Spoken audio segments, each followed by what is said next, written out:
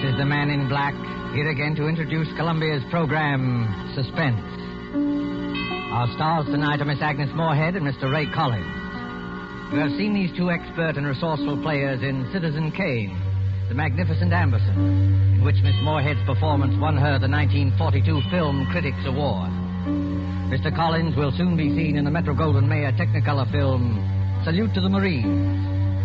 Miss Moorehead and Mr. Collins return this evening to their first love, the CBS microphone, to appear in a study in terror by Lucille Fletcher called The Diary of Saphronia Winters. The story told by this diary is tonight's tale of suspense. If you've been with us on these Tuesday nights, you will know that suspense is compounded of mystery and suspicion, dangerous adventure.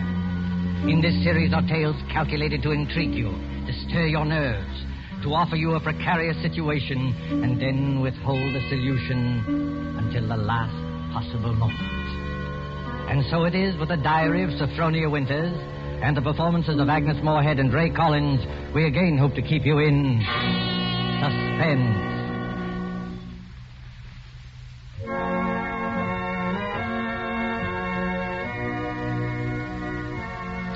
February 1st, St. Petersburg, Florida. I, Saphronia Winters, have hereby begun this diary because on this date I feel for the first time that I've begun to live. Diaries are no good unless one has thrilling experiences. For 40 years, I've never had what could really be called a thrilling experience. But Papa's death has changed everything. Here I am in beautiful St. Petersburg with everything to start life anew, money in my purse, 2 suitcases full of new clothes, and a gorgeous new permanent wave. And Florida is really the land of romance. It doesn't matter whether you're 17 or 70. There are parties and dances and bingo games and flirtations for all. My landlady, in fact, tells me that people often become engaged and even married to perfect strangers overnight. I'm still shy, of course, but just the same, it's such fun and so thrilling to think one's fate may be just around the corner.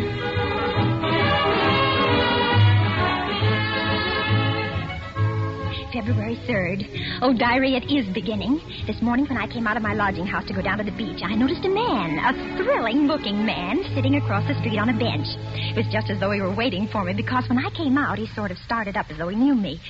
Of course, I didn't speak first, but I knew the minute I started down the street that he was following me.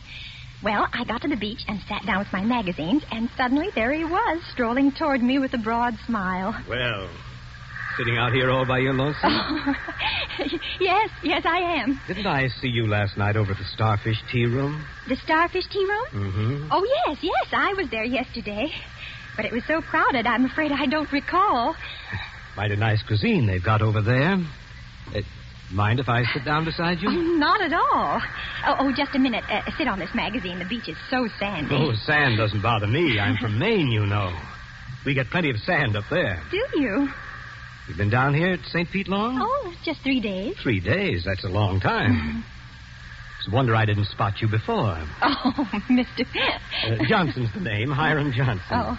I come from Green Harbor, Maine. Run a big hotel up there summers. Well, that's my whole history in a nutshell. My name's Saphronia. Saphronia Winters. Saphronia? Uh-huh. Well, you know, that's quite a coincidence. My sister-in-law's name was Saphronia. Oh? Saphronia Johnson. You ever heard of her? She looked quite a bit like you, too. Saphronia Johnson? No, I'm afraid I haven't. Who was she? Someone very famous? I'm so ignorant about these things. Oh, that's all right. Say, look at that sun, will you? I'd say it was pretty nearly time for lunch.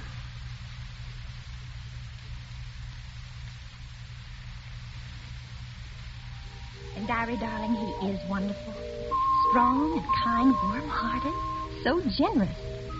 I don't want to be like the other silly women in this town, but Hiram is different. There's something almost poetic about him, something sad and deep.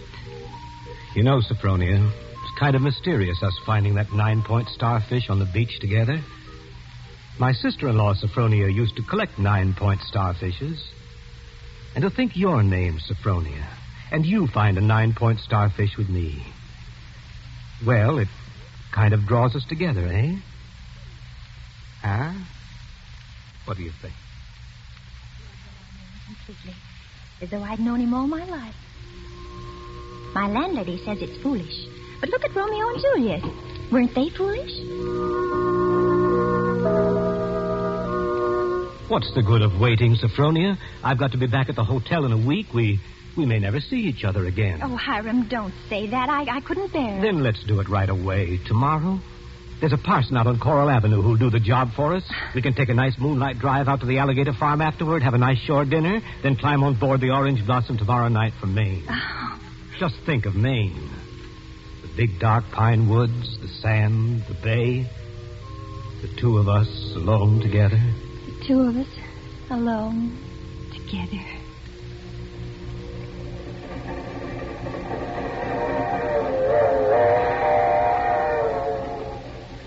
February 7th, on board the Orange Blossom. I was married in a wedding dress of Alice blue moire, with a frill of white organdy at the collar and wrists, and a rhinestone belt buckle. Hiram sent me talisman roses. I'm pressing one precious flower between the pages of this diary for luck.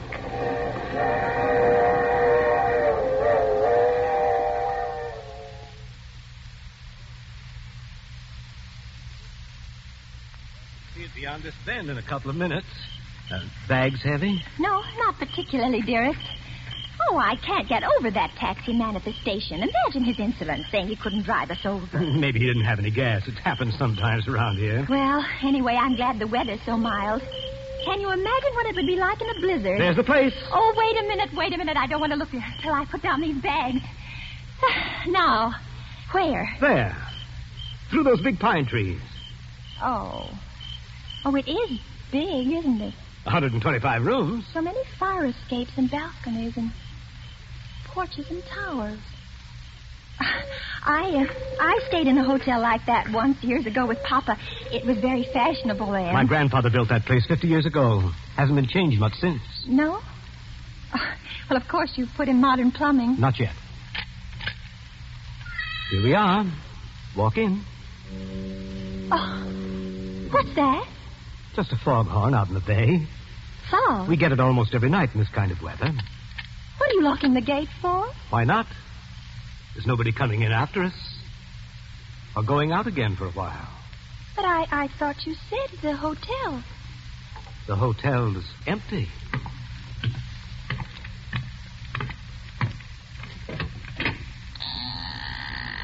Hiram. What is it now? Hiram, darling, I know it sounds silly, but let's not go in there tonight. Let's wait until morning. Why? Oh, just because it's so dark and empty. There's not a light in the whole place, and no one's expecting us. What do we eat? Where will we sleep? Let's stay in the village just for tonight. I've got things to eat and a place to sleep. Come on. Oh, my arm. Hiram! Do you remember my telling you down in Florida about my sister-in-law, Saphronia? Well, that's her over there on the wall. Take a look at her. Hiram, you hurt me. Oh. Well, the glass is very dusty. She must have died many years ago. But her face is sweet, very sweet. And her eyes, there's something very sad and wistful about her eyes. She was a murderess. She was hanged in Portland 25 years ago for the murder of my brother Ephraim, here in the lobby of this hotel. She murdered him in cold blood with an axe. That fire axe hanging over there on the wall. Hiram. It was a summer day. There were guests sitting out on the front porch in the rockers. It was just after lunch. My brother Ephraim was sitting at the desk counting his loose change. My mother was crocheting in that old wicker rocking chair. Saphronia came downstairs, humming a hymn. Oh, don't, Hiram. Please don't tell me any more. Why not? Well, it makes me nervous to hear it like this in this big shadowy lobby. And your eyes, Hiram. Your eyes. Hiram, you're acting so strange. Hiram, what's the matter with you, dear? I know it was a terrible tragedy, but it happened 25 years ago. Don't touch me, Saphronia. Don't touch you. Do you remember what I said to you in Florida? What did you say? Well, you said a million sweet and wonderful things to me, Hiram. I said you resembled my dead sister-in-law. Look at her again. Look at her closely. Sophronia. But why? Oh, no, I can't. It's too horrible. I can't look at her face with any pleasure now, knowing she was a murderess. You're afraid to look at it? No, I'm not afraid. Hiram, please, my arm. Oh, very well. I'll look. Now, Stand there quietly. Like that. Take off your glasses. That's all I wanted to see. That's all I wanted.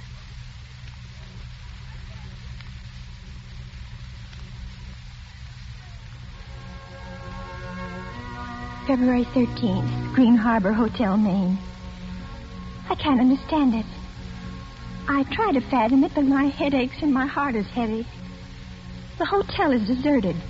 Has been for 25 years. Everything is covered with spiders and cobwebs. Great dining room with its oak woodwork is alive with rats. And the row of broken rocking chairs on the front porch faces emptily out to sea. Does he mean this to be my home? He's downstairs in the shabby parlor, off the lobby, playing the harmonium.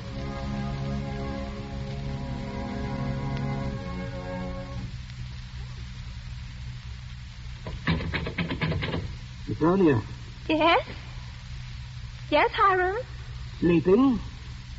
No, dear. Why is your door locked? Come out. I want to show you around the place. It's all right, dear. I've seen it. I've seen just about everything. No, you haven't. You haven't seen the grounds at all. The grounds? But, Hiram, it's after midnight. I want to show you where my sister-in-law, Saphronia, is buried. Well, no. Not tonight, dear. Please, it's so late, and I have a headache. Open the door, Saphronia. I want you to come now. No, I shan't. No, go away and let me alone. I won't. I won't. No use carrying on like that. You see, I have pass keys to all the doors.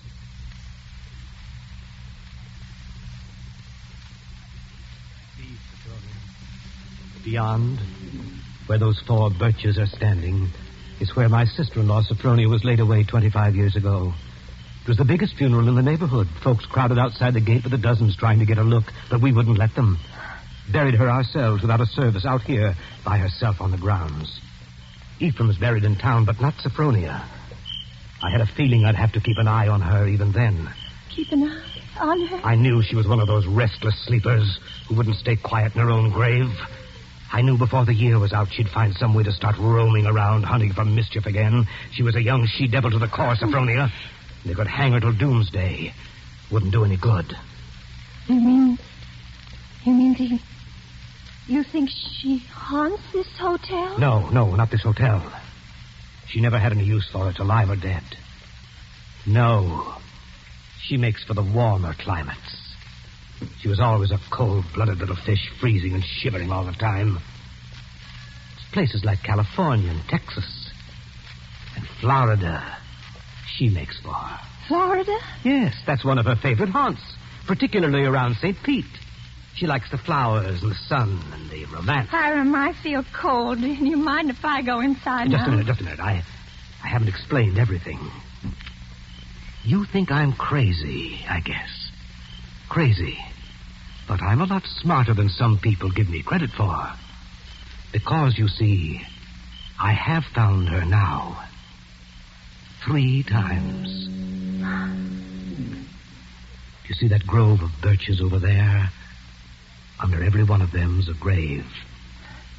I found her wandering the earth in disguise 3 times. And I've killed her 3 times. And it still doesn't do any good. She's still restless. You mean you've killed 3 different women? So now I keep another open grave to remind her. It's waiting now. Would you like to see it, Saphronia? No, Hiram. No, please, Are you afraid to see it, Saphronia? No, Hiram, you don't mean to say that you think, just because my name happens to be Saphronia, and that I look a little like... Think what, Saphronia? Nothing.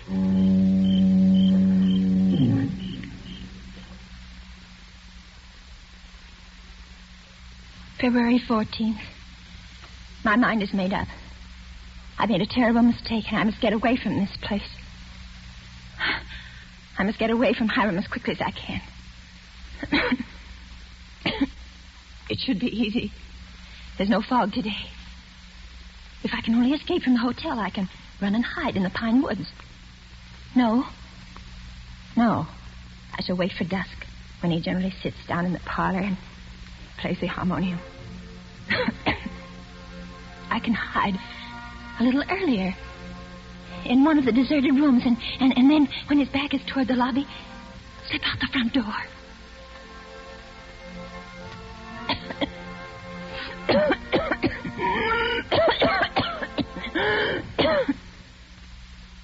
Saphronia? Saphronia? Saphronia! Oh, there you are. What's the matter? Anything wrong? No, Hiram. You didn't want anything outside, did you? Because if you do, you'll have to ask me to get it for you. You see, I always keep the front door locked. Yes, Hiram. Yes, the back door, too. And all the doors leading out into the porches and fire escapes. And a good many of the windows. It makes one feel safe from thieves and peeping toms. Oh, you've got a cold. That's too bad. Yes. I must have caught it last night. Outdoors. The damp. You ought to be in bed. A good bed. The only good bed in the house is in my sister-in-law, Saphronia's old room. No, Hiram. I'm all right. It's just a little head cold. Oh, little head colds often develop into pneumonia. Why, it's too bad I didn't think of that before. You might have slept in it from the beginning. Here, up these stairs. What? What's the matter? Are you so weak? No. No, I'm all right. This room is the cleanest in the hotel, too. I've always had a sort of suspicion about it. You see, I've kept everything as it was. What's the matter? Nothing. It's just that... It seems kind of familiar. No. It's just that seeing it so clean, seeing it as though someone were living here, as though they'd only just stepped out for a moment. It's as she left it that afternoon when she walked down to murder my brother. You see her needlework on the table with a needle sticking in it? And her hymn book still open? She was very fond of singing hymns, Saphronia was. Had a nice voice, too. I used to accompany her. Oh. I'll turn down the bed for you. Then you can get undressed while I go and make you some hot tea. No, I don't want any. Here's the closet. You can put on one of Saphronia's dressing gowns.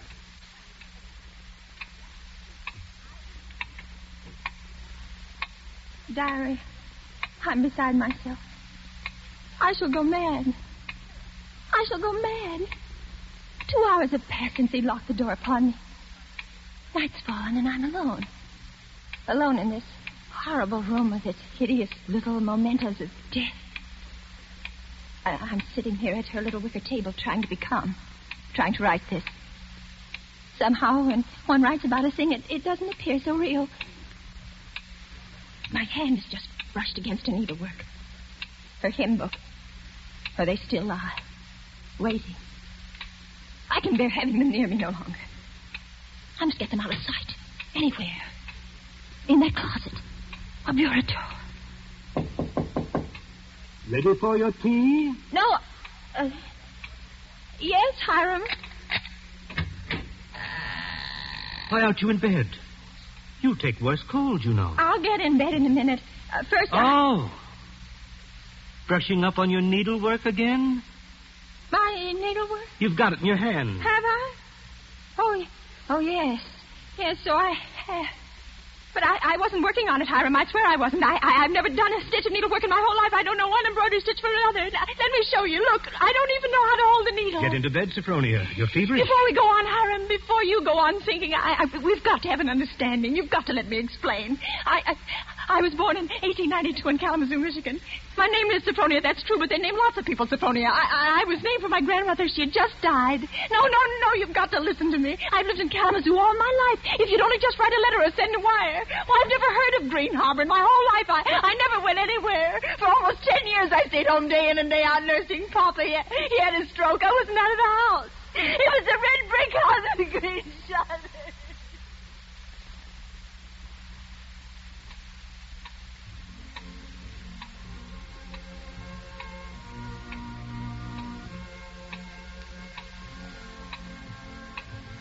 February 15th. Now I live only from moment to moment, listening to each creak upon the stairs. I've been in bed all day. It's night now. The foghorn has begun to blow again.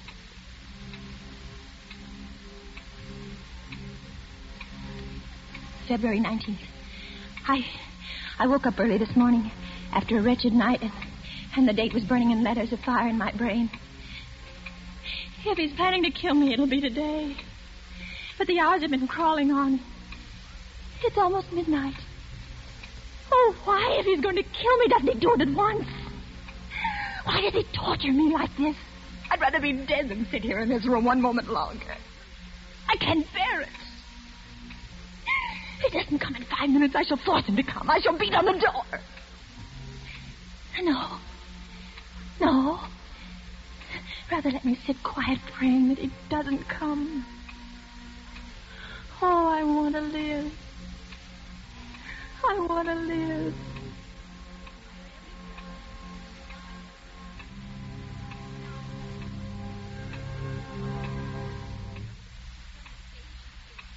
Saphronia. It's come. Saphronia, come downstairs. I want you to sing me a hymn. Sing? He never asked me to sing for him before. But she sang. I can't sing, dear. I told you that long ago. Did you?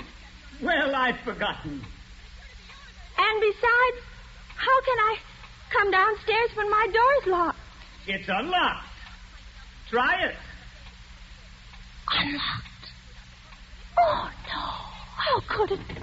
Oh, it is, and I never know it. I never know it. Coming? He unlocked it. Sometime while I was just sitting. Oh, why didn't I try a few more times? Why did I just sit there assuming? No, he'd have caught me anyway. He'd have known. But I might... Oh, now it's too late. He's going to kill me. Saphronia! Yes, Hiram. I'm coming.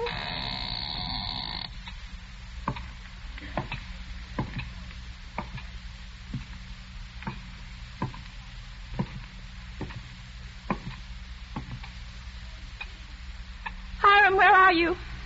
In here. In the parlor. What are you doing there, Hiram? Waiting to hear you sing. You're at the harmonium? Yes. All right. I'll sing. I haven't sung in years, but I might as well. I'll sing for you out here in the hall. My voice will carry better. It always did carry better in the hall, didn't it, Saphronia? So you remember that, too.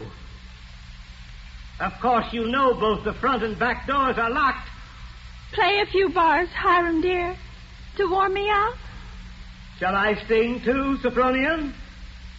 Would you like me to sing along with you? If it pleases you, Hiram. Work, for the night is coming. Work in the morning sun. Work, for the night is coming. When man's work is done. Work while the daylight darkens. Work in the summer sun. Work for the night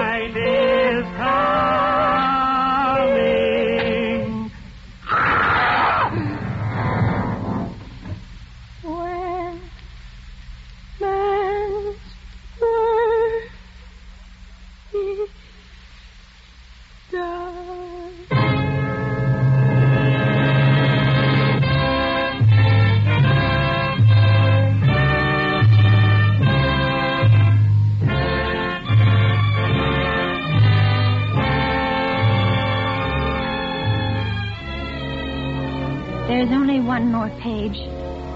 Shall I read it to you? Yes. Yes, go ahead. March 22nd. I've been sick, I think, for a very long time. The pages of my diary are blank, but I shall take you out again, poor diary, today and start you over again. No, I shall never look back at the other pages. I shall only write on and on about this beautiful place, so that no one reading this diary will ever know that I did it.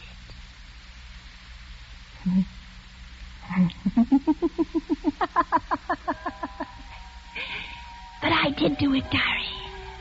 I was smarter than he. When I opened that door at the head of the stairs and heard the music, when I saw the fire axe still hanging on the wall. Oh, I was so cautious. So terribly cautious. I tiptoed like a little mouse, even as I sang the hymn into that room where he was playing. But I was clever, so much cleverer than he. I kept on singing. And now I'm free. Free as a bird. I'm free and he shall never catch me now, not this time or ever again, because he's dead. Isn't he, Nurse? Nurse, isn't my dear brother-in-law, Hiram, really dead? Yes, miss, he's dead. And now I'll thank you to hand me that diary. The doctor doesn't approve of the patient's writing anything.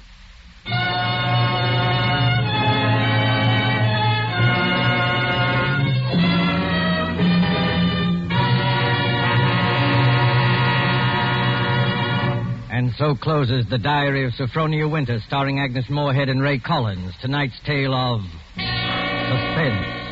This is your narrator, the Man in Black, who conveys to you Columbia's invitation to spend this half hour in suspense with us again next Tuesday, when Richard Dix, Gail Page, and Montague Love star in Death Flies Blind. The producer of these broadcasts is William Spear, who with Ted Bliss, the director, Lud Gluskin, the musical director, Lucian Mohowick, the composer, and Lucille Fletcher, the author, collaborated on tonight's Suspense.